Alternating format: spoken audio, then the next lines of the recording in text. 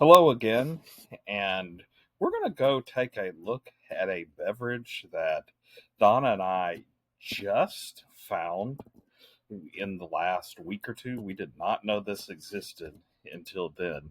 We're glad we found it in our travels. So we're heading to Canada, which is a beautiful country full of friendly people and plenty of things to see and do, and it's known for its cold. And what we found was ice wine.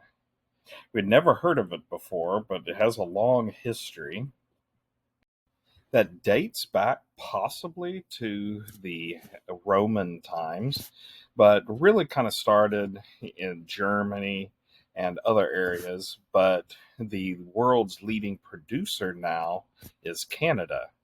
I really did not know that Canada had a lot of vineyards, but they do, especially in the Ontario region south of Toronto. So let's talk about what ice wine actually is.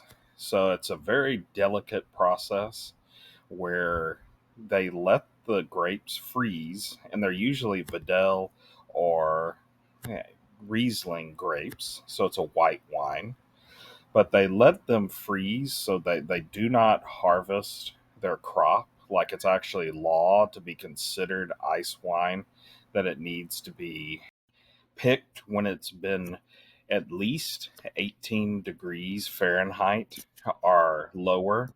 So it's very frozen, and they go out and will pick them. And then from there, they make the wine. But because the grapes have been frozen, it's a little bit of juice is still left in the very center of it, a high concentrate of it that's very, very sweet.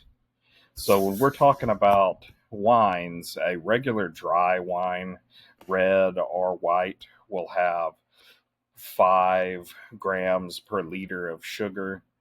Well, ice wine has 180 grams per liter, all the way up to 320 grams per liter. So, very, very sweet wines. Not as much alcohol content. So, these are excellent dessert wines, and it takes a ton of grapes. It's way, way more than the average bottle of wine to make a bottle of ice wine.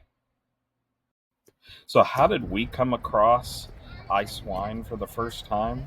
Well, we headed on a trip to Toronto, and we took a day trip down to Niagara Falls, and we stopped at the Niagara College in Canada. This actually has a school of winemaking and whiskey distilling and a variety of things like that. So we had a chance from some of the students there to take a tour of their vineyard where they do make ice wines, and you try some of it. It's the very first time we had tried it, and you can see it's a nice white wine, and it very, very tasty. We found some of the best wine that we've really had, and they did a good job telling us what the process is, how they make it, and there's some good exhibits there. Prince Charles actually visited this particular school, and beautiful countryside with the Niagara escarpment back there, and you can see some of the trees where I have actually started changing their color. And they have a great gift shop there. A lot of items from the students themselves. So when you buy something here, you're supporting the students.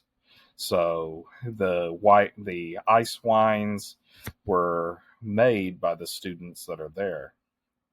So there's also things like, of course, maple syrup and from Ontario, and a wide variety of other kind of products. So definitely go and support them. It's a wonderful place to visit. So we came home with a couple of bottles of ice wine that it tells us that it's a student that was there. You can actually see the flavor that it came with, and there's some information about the teaching winery. And then we also got some maple syrup while we're there that's from Ontario. And I mean, they have a couple of different types, like the amber, which is a little lighter.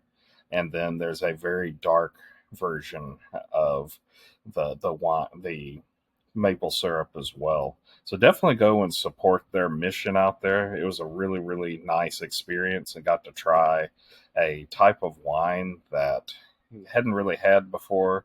It is a little more expensive than your average bottle of wine, but it's well worth it. Well, thanks for watching. Check out our website for more tours and adventure, and subscribe if you like this content.